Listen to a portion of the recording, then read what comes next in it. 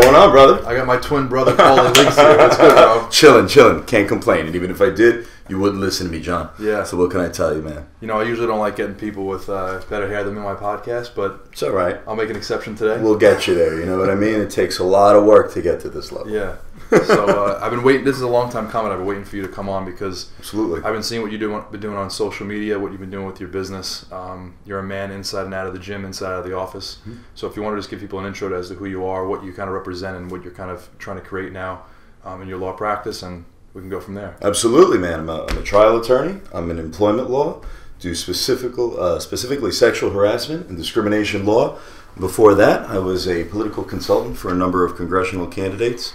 Graduate of Binghamton University and Hofstra Law, man, and I'm just here to see how to make it and how long it's going to take. Yeah. But it's a never-ending process, man. That's all I can tell you. Yeah. It's a non-stop process, and no matter what, you just have to keep hustling. That's it. You know what? It always bothers me that I'm in the hustle, right? And I'm working my ass off every single day. I went out, I got an education, and I see people all over the internet who think that the way they're going to be successful is simply by putting up another photo, another thirst trap. You know, I mean, I don't understand what they're thinking, but this is definitely the YouTube generation. I mean, I'm a millennial, you're a millennial, right? But I guess we're older millennials in the sense that we still had to knock on a friend's door when we wanted to hang out, all right? I would ride my bike, right? And we would go and we would hang out. And now people are afraid to pick up the phone. It's one of those things where they give you the double-click fuck you button, and the next thing you know, after the fuck you button, they're texting, hey, what's going on, man? Yeah. Oh, I can't speak, I'm driving. You're fucking driving? But you're managing to text me, you couldn't pick up the phone. So I don't understand where the new generation is coming from, but I'm hopeful that we can teach them a thing or two about what it means to hustle, to go out and to earn something, all right? I wasn't born with a silver spoon in my mouth, but I learned how to take one from the kid next to me.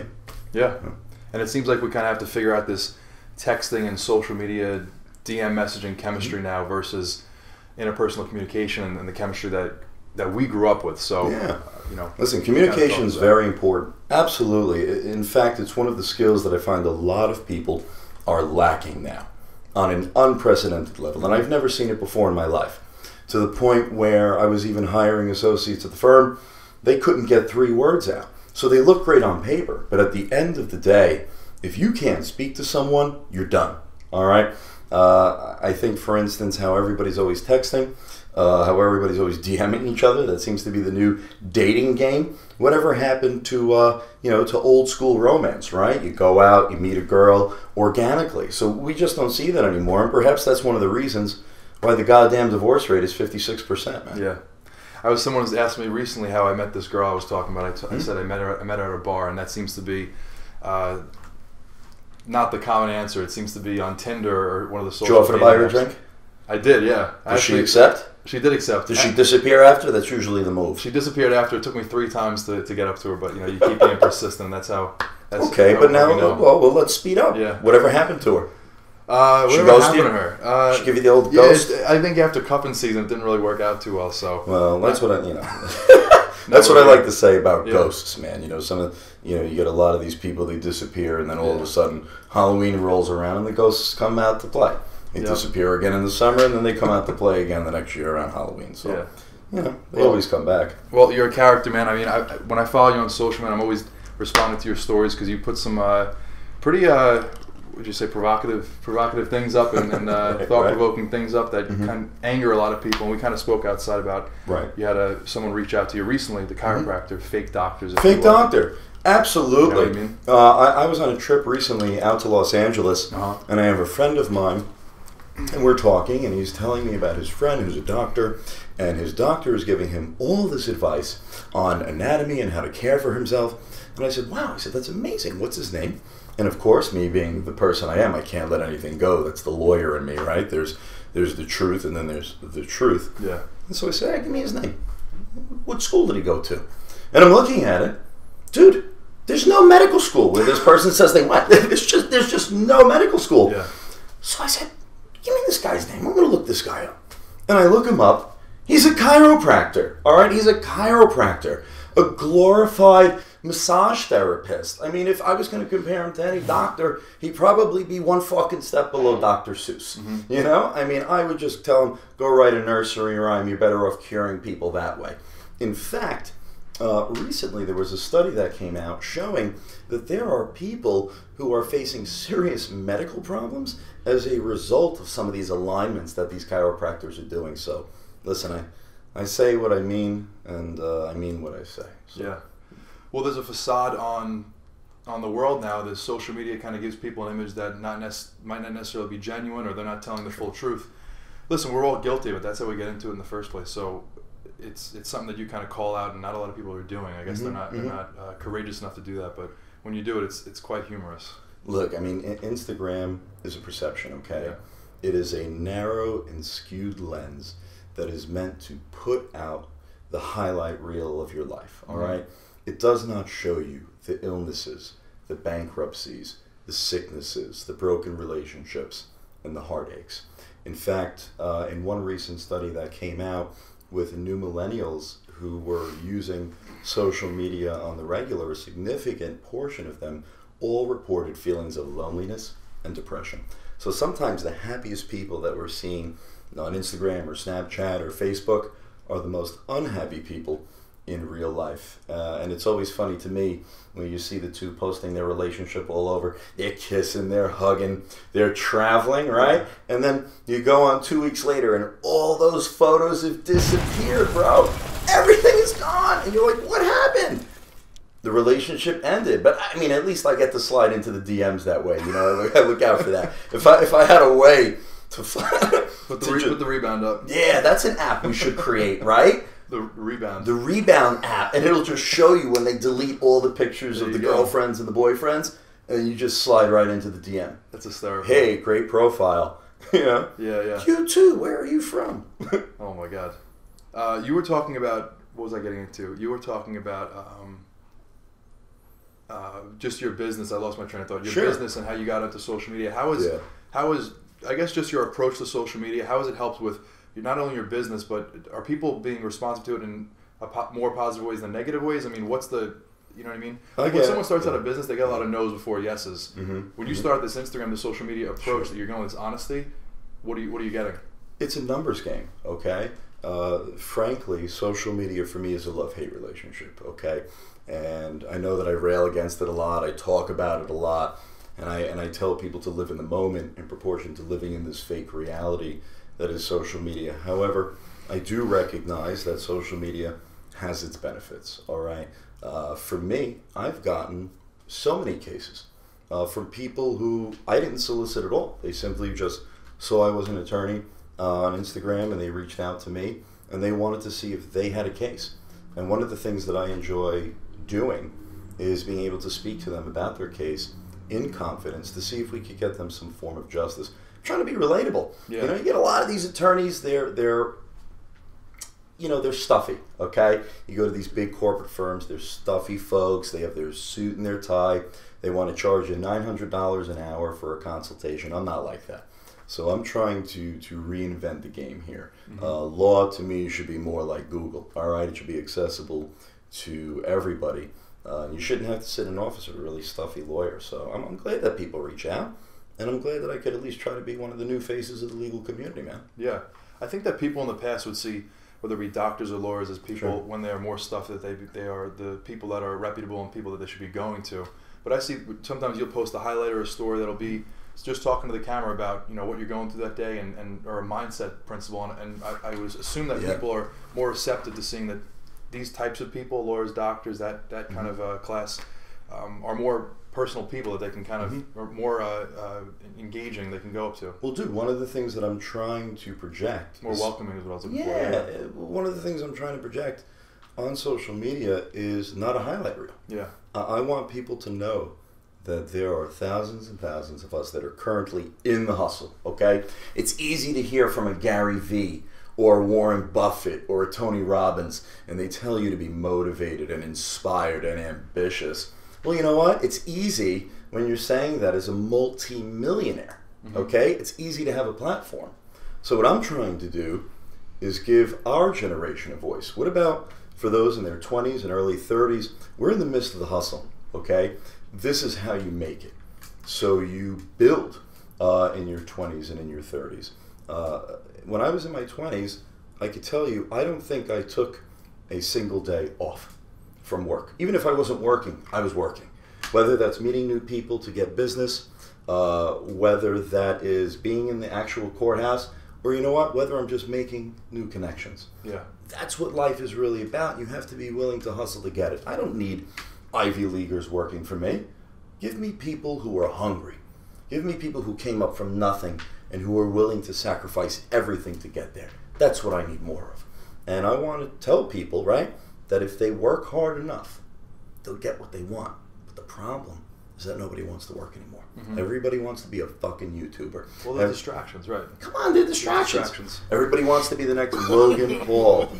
Everybody wants to be the next Jen Selter, who, in my opinion, I'm guilty of it. Yeah, in my opinion, she's an idiot.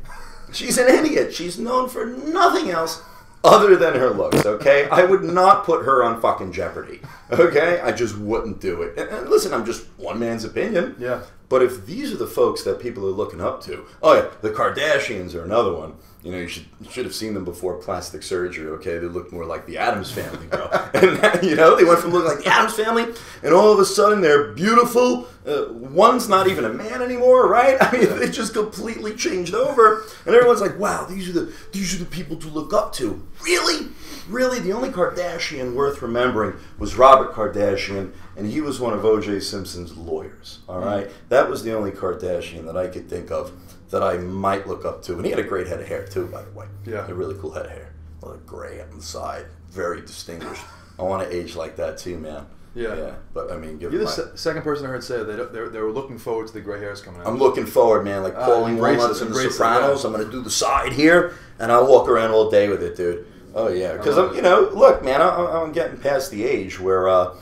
you know, people are like, oh, you look good. Now it's like, you look distinguished, dude. So I'm getting like, I get it. All right, I look fucking old now. Yeah. But you know what? I'd rather look distinguished than look like a bozo clown. So yeah. Why not? No, it's such a basic principle to not follow certain celebrities or follow materialistic things. But time and time again, especially my generation, social media kind of distracts us and bring us right back into that loophole of getting distracted by these meaningless things.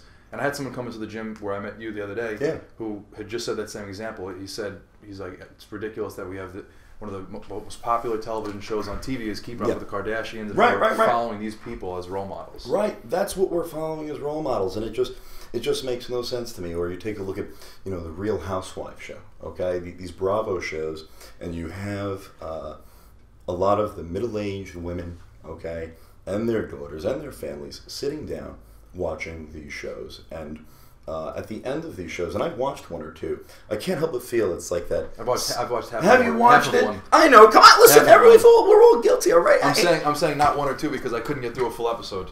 Dude, I watch it, and at the end, I can't help but feel it's like that scene from Billy Madison where I'm looking at him and go, wow. And not a single thing that you said in your rambling, incoherent, stupid television show did it even come close to anything that could be considered a rational thought. Yeah. And I'm like, everyone in this room is now dumber for having watched the show. So I award those shows no points, and I hope God has mercy on their souls. I lose patience watching those shows. Yeah. Can't get through them. Are you a show guy or not really? You probably don't have time for it, right? So I have no time anymore, man. But when I did have time, I know I was a big Entourage fan. I can see that, Yeah, dude, I was a big House of Cards fan. Yeah. And I'm a huge fan of Billions. Oh, yeah, that's a good show. Billions is righteous. I mean, it's just an absolutely amazing show. It's unapologetically New York. And I love the disparity between one guy being in business, one guy being in law. And you get to see them use those weapons against each other and the knowledge that they have, man. So, to me, the show is absolute fire. It's probably the best show on television. That's a cool dynamic. I just started watching Black Mirror. And I'm not a show person at all. Dude, Black Mirror is incredible. It's very, it's just very realistic events that could potentially happen in our future, and it kind of just makes you think. And I always tell people I feel smarter. What's it about? What's it about? Yeah, they'll do things. What's it about? They'll do things where they'll put chips in the mind, and they'll hook you up to certain devices that'll allow you to relive your past or to see if a spouse is cheating on you, things like that. So really, and it's all very attainable as far as technology goes in the near future. So it's not. That's why you can't give your significant other your password.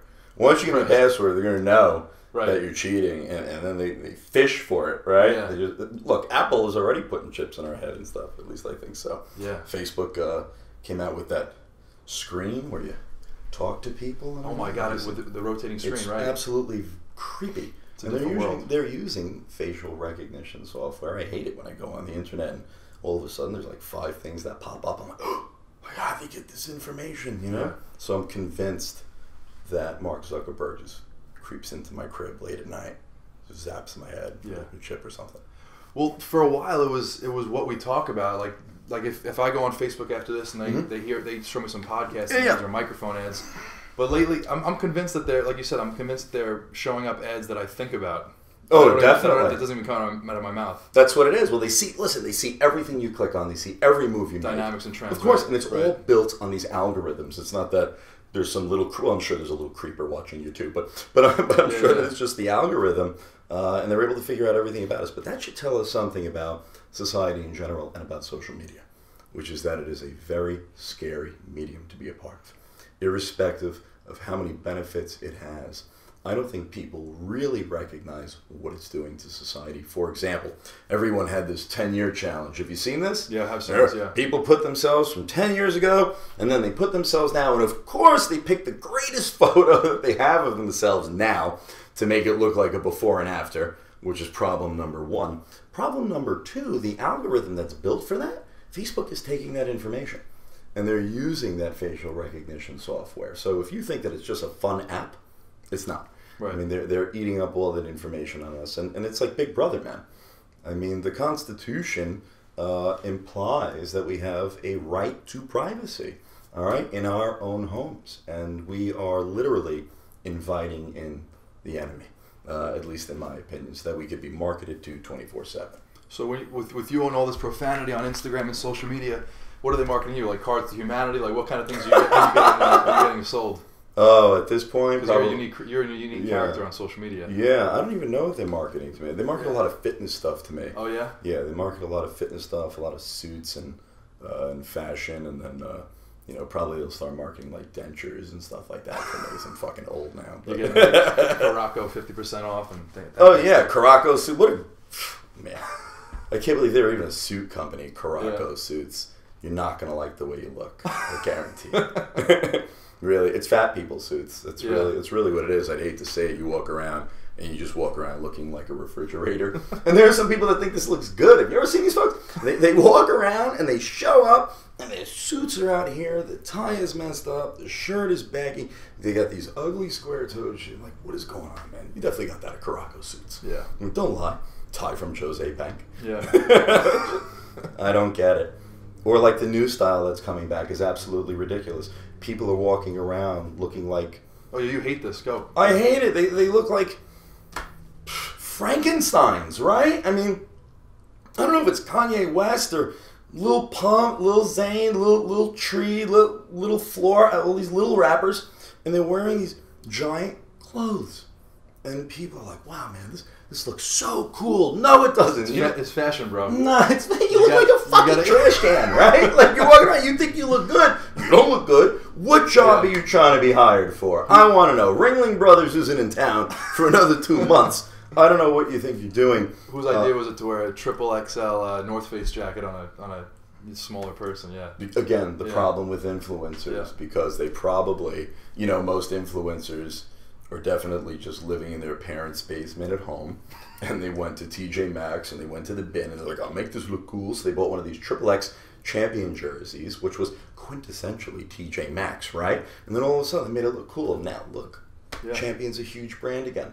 So I don't wear it. This is the Paul Leggieri that I like. the one that spits the truth about what we're tricked about. I don't have a filter. I mean, I really should, but I just don't have a filter. Yeah, I love it. Let's talk about, so you get marketed fitness products. Go back to that. So how important is the gym to your mental well-being, your entire well-being, and just your going to work and doing your business and living your life. Sure. Because I see you come to the gym, you have an agenda, man. Yeah. You're a serious dude. I'm in the zone. It's like that old video that they have where the guy's like, nah, chief, in the fucking zone. Yeah.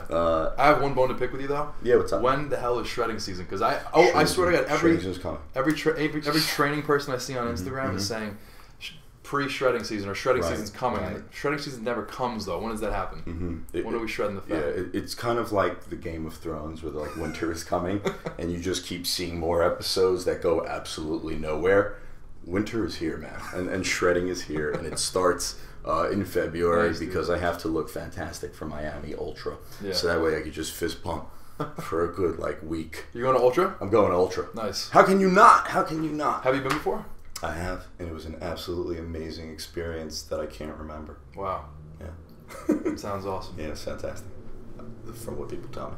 Yeah. But so a lot of good videos on it. Yeah, but as far as going to the gym, it's just it's something you swear by. It's part of your religion. It has to be. Yeah. It has to be. Arnold Schwarzenegger said it best. He couldn't understand people who stated that they didn't have time to go to the gym. You make the time, all right? For people who are so concerned with their work, all right, you would think that those would be the people who make time no matter what. Because if your physical and mental well-being, all right, are on point, the rest of you will be on point. And they have a number of studies showing that folks who went to the gym and exercised regularly 3 times a week for 45 minutes, those individuals had much better mental health in proportion to those who did not. For me, it is not just physical fitness anymore. This has become a total lifestyle. I admit to eating garbage in the winter, but next month during shred season, and it's coming, I eat under 100 carbohydrates a day, and I make that my business. And my whole diet is clean. I stopped drinking beer, which is really tough. Really tough. That's insane. I drink White Claw now. Yeah, it's really good. Dude, White Claw is doing something different, man. You're doing something different. I'm about it. I know. My buddies introduced this to me. We went out to Huntington one night, and I was like, man, I wish I could drink White Claw every time I go out. You feel great when you drink it. I feel great. It doesn't sit heavy. It doesn't sit heavy. What I mean? And you're getting hydrated at the same time. Yeah. What other drink do you know can do that? Yeah. So, I feel like White Claw is the way to go now. White Claw season. I love it. White Claw season. Yeah. That's it. No more beer for me, man. How do you feel about, we were talking about this earlier, how do you feel about going to Equinox? Is it a club that you enjoy? Is it a club that you can see yourself out in the future? I mean, what do you like about it? Equinox. Equinox. There you go. Equinox. Yeah. Every club has a different flavor. And that's something that even the Equinox corporate office has tried to make their mission. They want every Equinox to have a different feel. So for me, what I love about it, having all the clubs all over New York City and Long Island, is every time I want a really intense workout, I'll switch the club that I'm going to. And I never know who I'm going to see. And I go into the zone, and depending on what type of workout I'm doing, I'll go to an Equinox where I know I can be fired up. Absolutely. Or I know if I'm at Soho, I can just look at beautiful people, which is also really great. Which is why we pay $228 a month just to look at beautiful people. I'm convinced that the price is only for the one time you go to Soho a year to check out models, and that's what it is. Yeah, that's what it is. Well, listen, if you really want to check out models, just go to your local restaurant on a Thursday or Friday night. They're all serving. Yeah. Yeah, it's like every model I know. Like, what do you do? Though? I'm a model. I'm an actress. And I'm like, really? And what restaurant do you work at? Oh, and then they answer, right? They actually answer because that's what most of them do. I'm all for people pursuing the dream, and I don't begrudge anybody who models. I try to tell them, don't make it your career, all right? Make it a hobby. Do it for a little bit. Put in a year or two. If you make it big, all right, if you become the next Adriana Lima, if you become the next David Gandy, good for you. However, most of you won't ever become that, okay? And then the next thing you know, you're landing up on a casting couch for some sort of weird Pornhub film. Like the Bang Bus is here. You're like, oh no! Yeah, how'd I end up here? I feel like you're giving me indirect podcast host advice. Like, just make this a hobby. Don't make it a full-time thing. Make it a hobby. Don't make it a full-time thing. This has to be fun, like I said, because the end game is the casting couch. Right. Yeah, exactly. Which is really bad place to be, depending on who you are. Yeah. We so for me at least, going to Equinox is something that I always tell people when they talk about the investment and the price. I had a buddy who just signed up for it at the Park Avenue one with Gramercy, which is a beautiful location. Gramercy's great. I always tell people, like, yeah, there's eye candy, yeah, there's beautiful people, it's a exquisite, it's a luxury club, but I mean, for me, it's something that if you don't really know what you want to do in life, or if you just want to network and meet people, Equinox is a good place. I know Mike is someone who went there, and you meet different people and from different walks of life, very successful people. Yeah, 100%. For the most part. So if you're a social butterfly and you have to interrupt someone's workout, it's a good place to go too. So, absolutely. 100%, man. I've But that's the reason that a lot of people hate that, because the gym is a place of business and you want to get down. But if you like to socialize, Equinox is a club. Yeah, it is a club. It's a social club. They refer to themselves. Yeah. As a club. They don't refer to themselves as a gym. So yeah. it is worth the money if you make one connection. If you make, like for me, if I bring in one case, if I make one connection, it pays itself off. Yeah. And so that's the type of culture that in my opinion Equinox promotes, and I think it's a beautiful thing. Yeah. Absolutely beautiful thing. Yeah. You want to talk, speaking of cases, you want to talk about this one case that you brought to my attention recently? Yeah, so touch on it quickly. Absolutely. Just give people an idea of, like, Yeah, one of the things that we should be talking about and that we're not talking about is what's going on within New York City. All right, Mayor de Blasio recently proposed a discovery program, which is a diversity program, okay? And here's the idea behind the program, and it is a noble idea. The idea behind it is that with an overwhelming majority of the students in city schools being African American and Latino, these students need an opportunity, all right, to excel. And therefore, the program seeks to double the amount, almost double the amount of the African American and Latino population at the city's 8 specialized schools. I don't know if you grew up in New York City. You go where you're zoned, okay? And unlike school districts out here on Long Island, where you have your independent school board and your superintendent, in the city, everything is together under the Department of Education, okay? Overseen by the chancellor and the mayor, all right? And so the idea behind the program is they're going to double the population. They're going to put these individuals into the specialized schools, but they're going to use a different metric system to do it, all right? And they're going to be letting them in with an easier admission standard in proportion to the other students. And here's the issue we have. Currently, I'd say around 63% of the population in the New York City specialized schools is Asian American, all right? And this is a culture which impresses upon its youth the importance of education, all right? And so it's clear that these folks are working very hard, and it's clear that they're doing very well on standardized exams. Statistics show us, you can't argue that, statistics show us that in the Asian American community, they tend to have higher incomes than every other group, and they tend to do better on standardized exams than every other group. And so if you think about what's really going on, is it's the idea that what you have here is discrimination against Asian Americans. Because in order to double the population of one minority, it's going to serve as a tool to throw out the other. And so recently a lawsuit was filed by a number of members in the Asian American community who are crying racism on this, and they're claiming prejudice. And so for someone like me, who's a discrimination lawyer, I look back to history. I look back to Brown versus Board of Education, okay? Yeah. And I look back to the desegregation of schools, and I look back to the Equal Protection Clause, all right? You can't deny a person equal protection under the law. In other words, I can't treat one group less favorably than another, okay? Based usually most of the time on what's called an immutable characteristic. Okay, I can't change what country I came from, can't change how I look, and I can't change my race.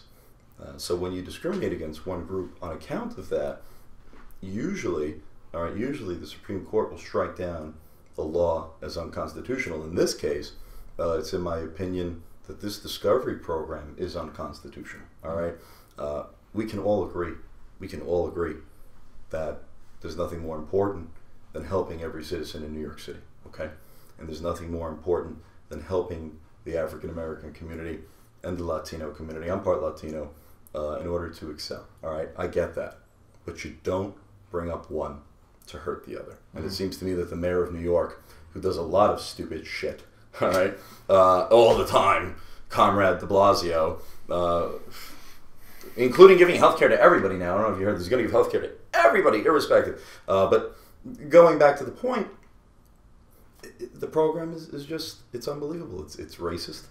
And I think they're going to strike it down. So hopefully he finds a better way around it, because right now it's like he's putting a Band-Aid on a waterfall and expecting the water to stop. The problem is the entire city education system.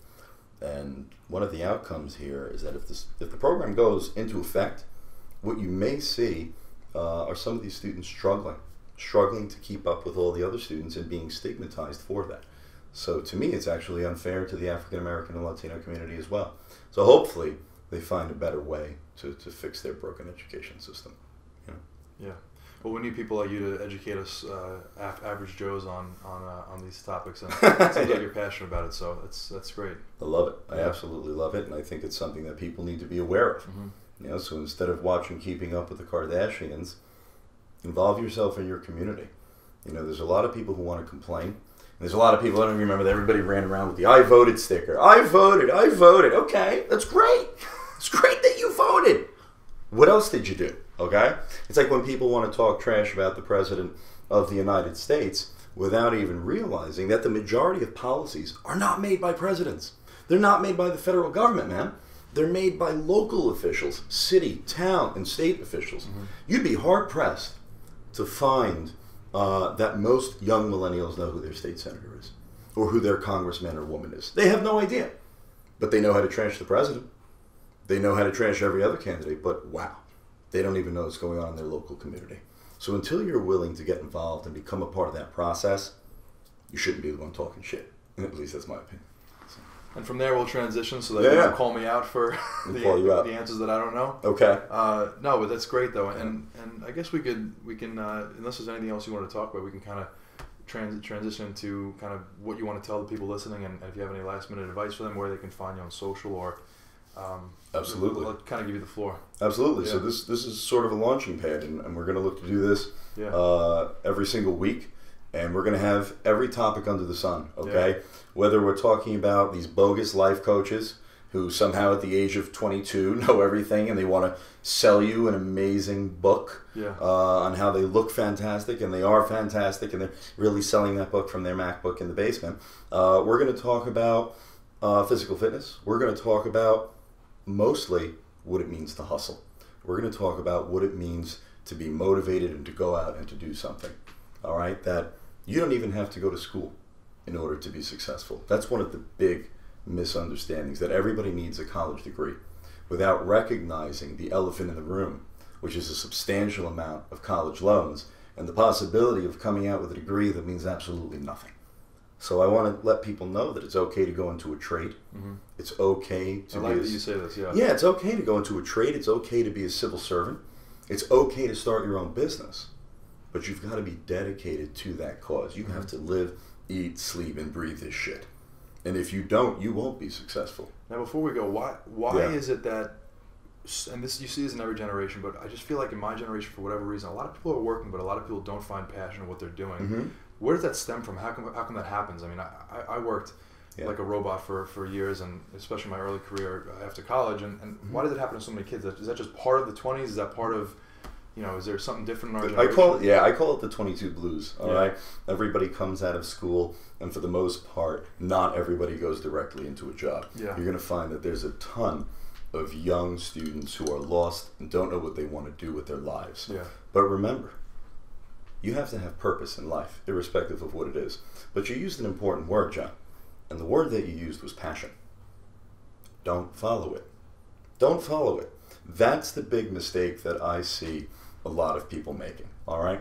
And the reason for that is because not everybody's passion matches their ability, all right? You may want to be the next Picasso. You may want to be an amazing artist. And you spend hours and hours of deliberate study trying to improve your drawing or painting or sculpting, and nevertheless you stink at it. Why would you continue to pursue that? Right. Yeah, you may be passionate about it, but it doesn't mean that it's the best path for you. My advice instead echoes advice from Mike Rowe on Dirty Jobs, who told people, don't follow your passion. Follow opportunity and bring your passion with you. And Rose speaks about a septic tank cleaner who saw that there was a need in his town, all right, to clean and remove septic tanks. Was he passionate about it? No, he wasn't. But after a while, having built up that business and seeing the opportunity, he started with 1 truck, had nothing, and now he has 8 trucks and a full business. He found his passion in other people's shit. Man, and look where it led him. And look where it led him. And now he probably, sips margaritas in his backyard, right? So the goal is go out and seek opportunities. I didn't go out and say, well, I'm going to immediately be an employment lawyer. I didn't do that. When I came out, I went through a period of time, man, of big depression right out of school. Had no idea what I wanted to do with my life.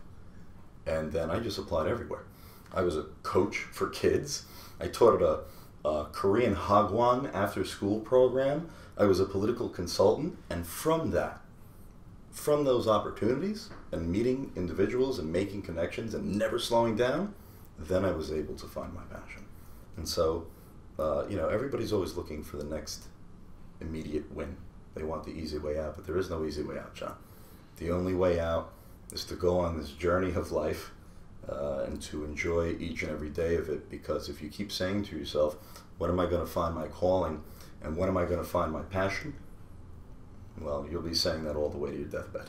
So be passionate about what you do every single day and seek opportunity every single day, and that's how you become successful. I love it. That was a great way to break it down. Yeah. The only immediate thing should be dealing with this thing called life. So yeah, listen, life's a funny thing. Here today, gone tomorrow. People always ask me, "Hey, how are you?" And I tell them, "Oh, I woke up this morning." They're like, "Bro, you're not 80. You shouldn't say that." And I'm like, "But why? But why? I am glad that I woke up. Yeah. I have bad days just like everyone else, but I'm living and I'm breathing." And so many individuals didn't have that opportunity. So I'm already ahead of the game. We have to see things relative to one another. All right. So it's like the guy who complains he has no shoes until he sees the person with no feet. There you go. That's it. Where you never fail to entertain me. You're a unique man. Where can I love it, man. Thank you. Where can people find you on social, and where can they reach out to you? I'm Better Call Paul on Instagram, and we have the YouTube channel going up where we'll be doing these video casts, and that'll also be on the Better Call Paul YouTube channel. So I like this collaboration. We got a good thing going here. Yeah, man, me too. I don't even need to tell them what your handle is, because I'll post it all over the page so they'll see it. And let's do it again, man. Let's do it again. Right? Absolute pleasure, bro. Take care. Thanks, guys.